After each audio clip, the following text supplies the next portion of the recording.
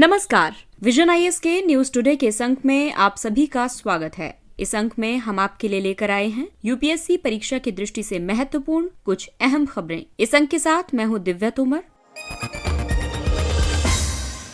आइए सबसे पहले बात करते हैं इस अंक की हेडलाइंस के बारे में। केंद्र सरकार ने संभावित पशु महामारियों के खिलाफ भारत की तैयारी और प्रतिक्रिया में बढ़ोतरी के लिए कई पहलें शुरू की। यूरोपियन स्पेस एजेंसी ने ज्यूस यानी कि Jupiter IC moons explorer mission launch किया। नासा इसरो सार मिशन के उपग्रह हिमालय के भूकंपीय क्षेत्र का मानचित्रण करेंगे। भारतीय कंप्यूटर आपातकालीन प्रतिक्रिया दल सर्टेन ने रैनसमवेयर रिपोर्ट 2022 जारी की। विश्वविद्यालय अनुदान आयोग ने उच्चतर शिक्षा पाठ्यक्रम में भारतीय ज्ञान प्रणालियों को शामिल करने के लिए दिशा निर्देशों का मसौदा जारी किया। और अपने पड़ोसियों के साथ भारत का व्यापार स्थिर बना हुआ है, जबकि ये चीन की तुलना में बेहतर शर्तों की पेशकश करता है। और आइए अब खबरों पर विस्तार से चर्चा करते हैं।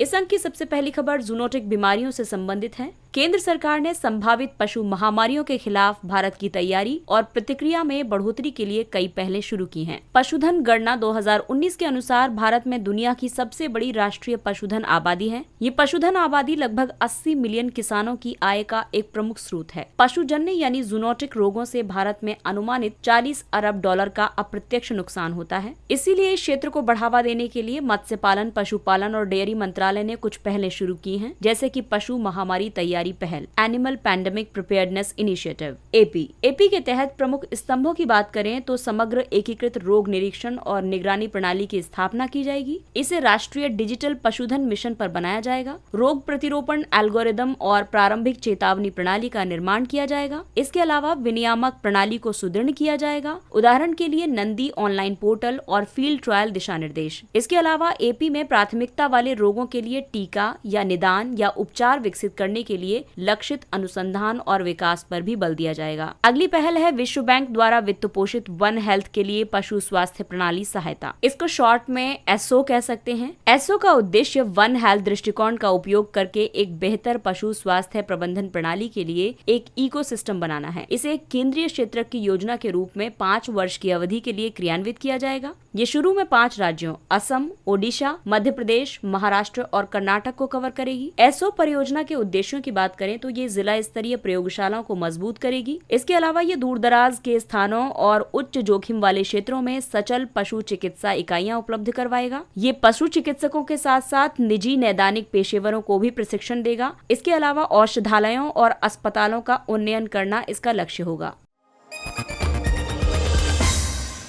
अगली खबर अंतरिक्ष क्षेत्र से संबंधित है। यूरोपियन स्पेस एजेंसी ने जुपिटर आईसी मून्स एक्सप्लोरर यानी ज्यूस मिशन लॉन्च किया है। ज्यूस पृथ्वी, चंद्रमा और शुक्र के गुरुत्वाकर्षण की सहायता का उपयोग करते हुए 2031 में बृहस्पति की कक्षा में प्रवेश कर उसकी परिक्रमा शुरू करेगा। ज्यूस मिशन का उद्देश्य बृहस्पति और महासागरों की उपस्थिति वाले 3 बड़े चंद्रमाओं का विस्तृत पर्यवेक्षण करेगा। ये चंद्रमा ग्रहीय पिंड हैं और संभावित निवास योग्य हैं। ये चंद्रमा हैं गैनीमेड, कैलिस्टो और यूरोपा। ये बृहस्पति के जटिल चुंबकीय विकिरण वाले और प्लाज्मा युक्त वायुमंडल और चंद्रमाओं के साथ इसकी परस्पर अंतरक्रिया की निगरानी करेगा। ज्यूस मिशन पूरे ब्रह्मांड में गैस की महाकाय प्रणालियों के मूल आदर्श के रूप में विद्यमान अति विशाल बृहस्पति प्रणाली का अध्ययन करेगा। आपको बता दें कि बृहस्पति सौरमंडल का सबसे बड़ा ग्रह है। ये चंद्रमाओं की अधिकतम संख्या वाला ग्रह भी है। बृहस्पति के 4 सबसे बड़े चंद्रमाओं को गैलीलियन उपग्रह कहा जाता है। ये 4 उपग्रह हैं आयो, यूरोपा, गैनीमेड और कैलिस्टो। आयो सौरमंडल में ज्वालामुखीय रूप से सर्वाधिक सक्रिय पिंड है।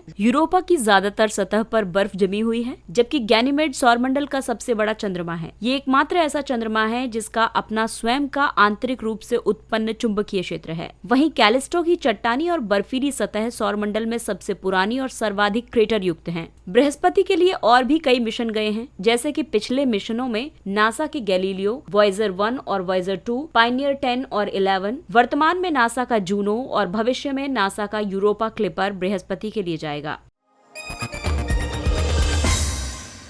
नासा इसरो सार मिशन के उपग्रह हिमालय के भूकंपीय क्षेत्र का मानचित्रण करेंगे। निसार निम्न भूकक्षा में स्थापित एक वेधशाला होगी। इसे 2024 में इसरो के भूतुल्यकालिक उपग्रह प्रक्षेपण यान मार्क 2 रॉकेट से प्रक्षेपित किया जाएगा। इसमें उन्नत रडार सिस्टम एल बैंड और एस बैंड रडार शामिल होंगे। एल बैंड को नासा ने, एस बैंड को इसरो ने निर्मित किया है। इनसे पृथ्वी के क्रस्ट की वर्तमान समझ में और अधिक स्पष्टता लाने में सहायता मिलेगी। ये मिशन प्राकृतिक खतरों, पिघलती हुई समुद्री बर्फ, भूजल आपूर्ति, ज्वालामुखियों आदि का अध्ययन करने के लिए प्रत्येक 12 दिन में 2 बार पृथ्वी के भू क्षेत्र और हिम सतहों का अध्ययन करेगा। ये पौधों और वायुमंडल के बीच कार्बन विनिमय को समझने में मदद करने के लिए वनों तथा कृषि क्षेत्रों का भी सर्वेक्षण करेगा। हिमालय क्षेत्र के लिए निसार का अपना महत्व है। ये पता लगाने में मदद करेगा कि हिमालय के अलग अलग हिस्सों में स्ट्रेन कैसे उत्पन्न हो रहा है। स्ट्रेन विरूपण को संदर्भित करता है। ये चट्टानों में तब उत्पन्न होता है जब एक चट्टान अन्य चट्टानों के दबाव में होती है। ऐसा सामान्य तौर पर महाद्वीपीय प्लेटों के संचलन के कारण होता है। ये विरूपण पैटर्न का भी अध्ययन करेगा। उदाहरण के लिए जोशीमठ और एक विरूपण मानचित्र भी तैयार करेगा। यह अभूतपूर्व नियमितता के साथ हिमालय में सर्वाधिक भूकंप प्रवण क्षेत्रों का मानचित्र भी तैयार करेगा। इससे भूधसाव और संबंधित घटनाओं जैसे कि आकस्मिक बाढ़, जल विद्युत विध्वंस आदि पर अग्रिम चेतावनी जारी की जा सकेगी। भारत का भूकंपीय क्षेत्र मानचित्र 2022 की अगर हम चर्चा करें तो भारत का लगभग 59% भूमि क्षेत्र भूकंपीय खतरे की आशंका के अधीन है। इस क्षेत्र को 4 कैटेगरी में डिवाइड किया गया है। जोन 5 में आते हैं अति उच्च जोखिम वाले क्षेत्र। इस क्षेत्र में भूकंपीय झटकों की तीव्रता 9 तक हो सकती है और इससे ज्यादा भी हो सकती है। इसके अलावा दूसरा है जोन 4 जिसमें उच्च जोखिम क्षेत्र आता है। इसमें भूकंपीय तीव्रता 8 रिक्टर स्केल तक हो सकती है। इसके अलावा आता है जोन 3 जो कि मध्यम जोखिम क्षेत्र है। इसमें भूकंपीय तीव्रता 7 तक रह सकती है। इसके अलावा जोन 2 में निम्न जोखिम वाले क्षेत्र आते हैं जिनमें भूकंपीय तीव्रता 6 और उससे कम हो सकती है।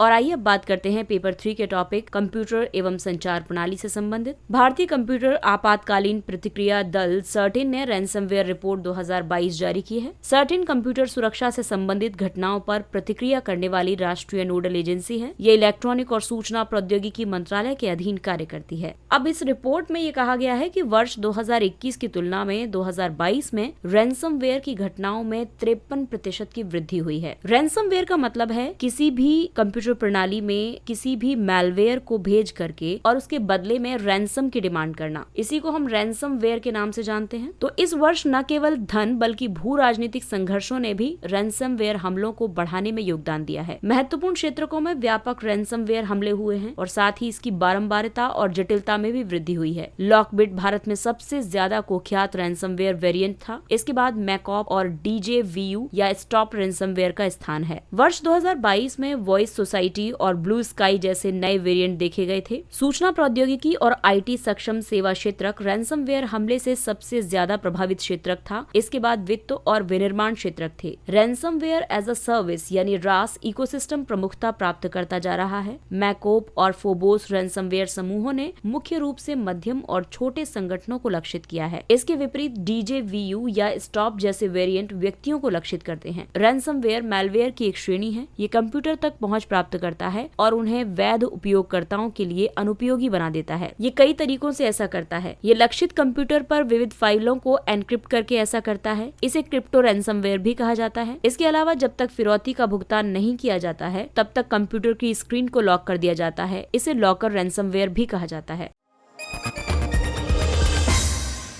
अगली खबर UGC से संबंधित है। विश्वविद्यालय अनुदान आयोग ने उच्चतर शिक्षा पाठ्यक्रम में भारतीय ज्ञान प्रणालियों को शामिल करने के लिए दिशा निर्देशों का मसौदा जारी किया है। UGC के मसौदा दिशा निर्देशों का उद्देश्य छात्रों को भारतीय ज्ञान प्रणाली से परिचित कराने के लिए कॉलेजों और विश्वविद्यालयों की पाठ्यक्रम तैयार करने में मदद करना है। IKS यानी इंडियन नॉलेज सिस्टम भारतीय ज्ञान प्रणाली। इसमें भारत में प्राचीन काल से सुव्यवस्थित रूप से विकसित अलग अलग विषयों से संबंधित ज्ञान को शामिल किया जाता है। IKS में उन परंपराओं और प्रथाओं को भी शामिल किया गया है जिन्हें भारत के विविध समुदायों ने पीढ़ी दर पीढ़ी विकसित, परिष्कृत और संरक्षित किया है। राष्ट्रीय शिक्षा नीति 2020 में भी शिक्षा के सभी स्तरों पर पाठ्यक्रम में IKS को शामिल करने की सिफारिश की गई है। प्रारूप दिशा निर्देश उपयुक्त पाठ्यक्रम तैयार करने के लिए इंडियन नॉलेज सिस्टम के तहत कुछ आदर्श पाठ्यक्रम भी प्रदान करते हैं, जिनमें शामिल है गणित के तहत बोधायन प्रमेय, पाणिनि की अष्टाध्यायी, जैन ग्रंथों में गणित यानी सूचकांकों, क्रम परिवर्तन और संयोजन का नियम, आर्यभट्ट का आर्यभट्टीय, वर्गमूल खोजने के लिए एल्गोरिदम, कुछ बीज गणितीय सर्वसमीकाएं, एक वृत्त का क्षेत्रफल, समलंब और अन्य आकृतियां, ब्रह्मगुप्त का ब्रह्म स्फुट सिद्धांत, इसके तहत ब्याज गणना, श्रेणियां, अंकगणित और ज्यामितीय तथा गणितीय संक्रियाएं की जाएंगी। इसके अलावा भास्कराचार्य का बीज गणित, भास्कराचार्य का लीलावती ग्रंथ,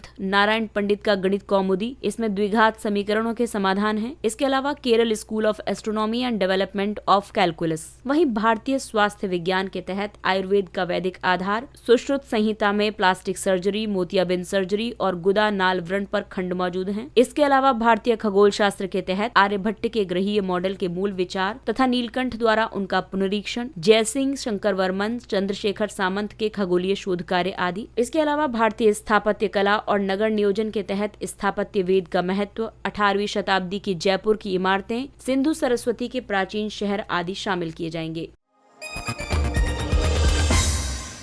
और आइए बात करते हैं भारत के पड़ोसी देशों के साथ व्यापार के संबंध में। अपने पड़ोसियों के साथ भारत का व्यापार स्थिर बना हुआ है, जबकि ये चीन की तुलना में बेहतर शर्तों की पेशकश करता है। एक हालिया विश्लेषण से ये पता चला है कि महामारी के बाद भारत का अपने दक्षिण एशियाई पड़ोसियों के साथ व्यापार कम हो गया है। ये भारत के कुल व्यापार का 3% से भी कम हो गया है। ये पिछले 10 वर्षों में सबसे कम हो गया है। इसमें 7 दक्षिण एशियाई देश शामिल हैं। ये देश हैं अफगानिस्तान, बांग्लादेश, भूटान, मालदीव, नेपाल, पाकिस्तान और श्रीलंका। वर्ष 2021-22 में इस क्षेत्र में भारत का सबसे बड़ा निर्यात बाजार बांग्लादेश था। इसके बाद नेपाल और श्रीलंका का स्थान आता है। अगर तुलनात्मक रूप से देखें तो इन देशों के साथ चीन का कुल व्यापार भारत की तुलना में 65% ज्यादा रहा है, जबकि भारत बहुत कम प्रशुल्क आरोपित करता है। सीमित व्यापार के कारण ये है कि इस क्षेत्र के साथ भारत का व्यापार पैरा टैरिफ यानी सीमा शुल्क और फीस, बोझिल नियम, खराब बुनियादी ढांचे, उच्च लॉजिस्टिक लागत, अनौपचारिक व्यापार और अन्य गैर टैरिफ बाधाओं आदि के कारण बाधित होता है। ये कोविड-19 महामारी और श्रीलंका तथा पाकिस्तान जैसे देशों में नवीनतम आर्थिक संकट के कारण भी प्रभावित हुआ है।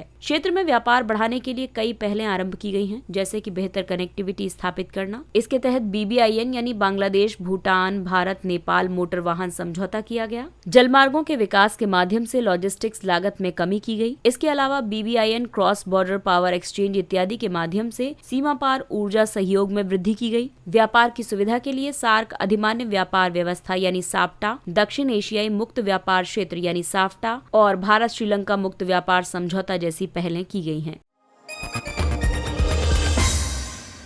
और आइए बात करते हैं कुछ संक्षिप्त लेकिन महत्वपूर्ण खबरों के बारे में। स्टॉकहोम समझौता। यमन में संघर्षरत पक्षों के बीच कैदियों की अदला बदली हो रही है। ये समझौता 2018 स्टॉकहोम समझौते की अनुवर्ती कार्रवाई है। ये 3 मुख्य घटकों के साथ यमन में संघर्ष में शामिल पक्षों के बीच एक समझौता है। होदे इदाह शहर और बंदरगाह होदे इदाह, सलीफ और रास ईसा पर हुदेदा समझौता हुआ। कैदियों, बंदियों, लापता व्यक्तियों, मनमाने ढंग से हिरासत में लिए गए और जबरन गायब किए गए व्यक्तियों तथा नजरबंद लोगों के लिए कैदियों की अदला बदली का समझौता किया गया और 23 समझौता ज्ञापन पर 23 समझौता किया गया।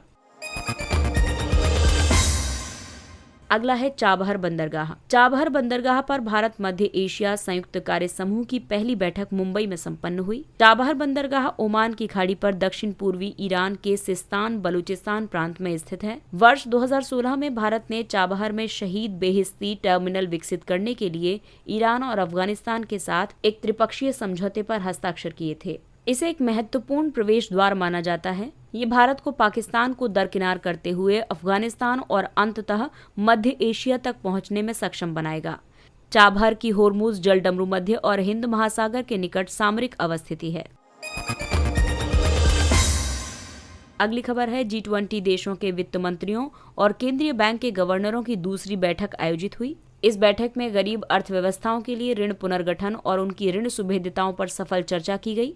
इसमें मुख्य रूप से बहुपक्षीय विकास बैंकों में सुधार की भारतीय पहल को बहुत सराहा गया। जलवायु परिवर्तन से निपटने के लिए गरीब विकासशील देशों को अधिक वित्तीय मदद की आवश्यकता को रेखांकित किया गया।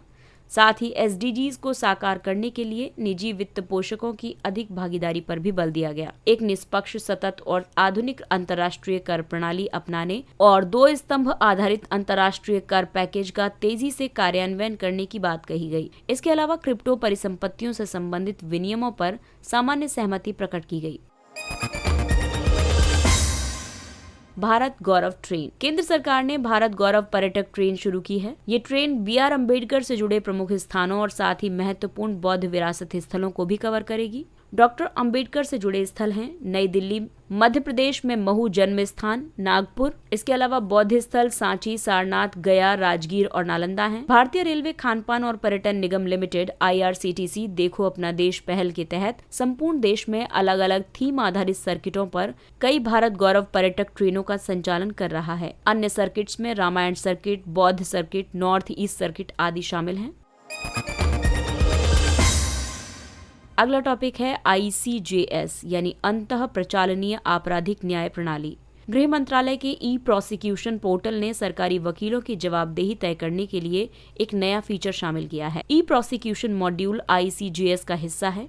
ये एक मंच से आपराधिक न्याय प्रणाली के विविध स्तंभों जैसे कि अदालतों, पुलिस और जेलों के बीच डेटा और सूचना के निर्बाध हस्तांतरण को सक्षम करता है। इससे पहले ई-पुलिस, ई-कोर्ट, ई-जेल, ई-फॉरेंसिक और ई-अभियोजन सहित ICJS के मुख्य स्तंभों को crime and criminal tracking network and system यानी CCTNS के रूप में स्वतंत्र रूप से विकसित किया गया था। अगला टॉपिक है अपने पाठ्यक्रम को लागू करना, राइट टू एजुकेशन अधिनियम का उल्लंघन होगा। राष्ट्रीय बाल अधिकार संरक्षण आयोग NCPCR ने राज्यों या केंद्र शासित प्रदेशों से कहा है कि वे सभी स्कूलों को NCERT और SCERTs द्वारा निर्धारित पाठ्यक्रम एवं मूल्यांकन प्रक्रिया का पालन करने का निर्देश दें। NCPCR ने कहा कि बोर्डों द्वारा अपने स्वयं के पाठ्यक्रमों को लागू करने के किसी भी प्रयास को शिक्षा का अधिकार अधिनियम 2009 का उल्लंघन माना जाएगा। राइट टू एजुकेशन अधिनियम सभी स्कूलों में पाठ्यक्रम में एकरूपता और गुणवत्तापूर्ण शिक्षा का उपबंध करता है। अगला टॉपिक है एथिलीन ऑक्साइड। यूरोपीय आयोग ने एथिलीन ऑक्साइड को एक कीटनाशक अवशेष के रूप में वर्गीकृत किया है। पहले इसे फ्यूमिगेंट यानी धूमक के रूप में वर्गीकृत किया गया था। इसका मतलब ये है कि यूरोपीय संघ को निर्यात किए जा रहे कृषि उत्पादों का अब अनिवार्य रूप से परीक्षण किया जाएगा। एथिलीन ऑक्साइड की बात करें तो ये एक मीठी गंध वाली एक ज्वलनशील रंगहीन गैस है। इसका उपयोग मुख्य रूप से एंटीफ्रीज सहित अन्य रसायनों का उपयोग करने के लिए किया जाता है। कम मात्रा में एथिलीन ऑक्साइड का उपयोग कीटनाशक और स्टरलाइजिंग एजेंट के रूप में किया जाता है। इसे कैंसरकारी यानी कार्सिनोजेनिक और म्यूटाजेनिक के रूप में वर्गीकृत किया गया है।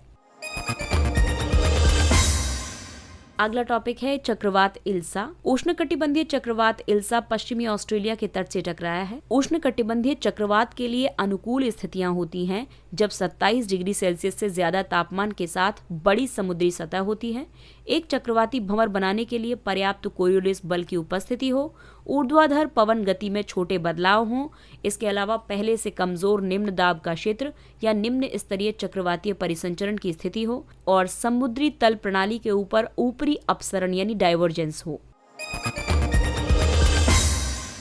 अगला टॉपिक है गोंड चित्रकारी। मध्य प्रदेश की गोंड चित्रकारी को भौगोलिक संकेत टैग प्राप्त हुआ है। गोंड चित्रकारी गोंड जनजाति की एक पारंपरिक कला है। इसका मूल स्रोत मध्य प्रदेश का डिंडोरी जिला है। ये चित्रकारी इस विश्वास पर आधारित है कि एक अच्छी छवि देखने से सौभाग्य आता है। इस कारण गोंड चित्रकारियों में प्रकृति, वृक्ष, पौधों, जानवरों, चंद्रमा, सूर्य, नदी, नालों, देवताओं, देवियों और ज्यामितीय पैटर्न को दर्शाया जाता है। इस चित्रकारी को मुख्य तौर पर घरों की दीवारों और फर्श पर उत्कीर्ण किया जाता है। इसमें फूलों, पत्थरों आदि जैसे अलग अलग स्रोतों से प्राप्त प्राकृतिक रंगों का उपयोग किया जाता है। और आइए अब चर्चा करते हैं सुर्खियों में रहे स्थलों के बारे में। स्पेन, यहाँ की राजधानी मैड्रिड है। हाल ही में भारत स्पेन संयुक्त आयोग की बैठक संपन्न हुई है। स्पेन की राजनीतिक सीमाओं की बात करें तो ये दक्षिण पश्चिमी यूरोप में आइबेरियन प्रायद्वीप पर स्थित 2 राष्ट्रों में से एक है, जिसमें दूसरा है पुर्तगाल। ये अंडोरा, फ्रांस, जिब्राल्टर, पुर्तगाल और मोरक्को के साथ अपनी सीमा साझा करता है। स्पेन अल्जीरिया और इटली के साथ अपनी समुद्री सीमा साझा करता है। जिब्राल्टर जलडमरू मध्य स्पेन को अफ्रीका से अलग करता है। स्पेन का उच्चतम बिंदु है सियरा नेवादा में मुल्हान से। इसकी प्रमुख नदियां हैं एब्रो, टैगस और डोरो। इसके साथ ही ये अंक समाप्त होता है। अगले अंक में फिर मुलाकात होगी कुछ अन्य महत्वपूर्ण खबरों के साथ। तब तक अपने लक्ष्य के लिए तत्पर रहिए और अगर आपको हमारा कंटेंट अच्छा लगता है तो इसे लाइक, सब्सक्राइब और शेयर जरूर करें। और अब हमें यानी विजन IAS की पूरी टीम को दीजिए इजाजत। नमस्कार।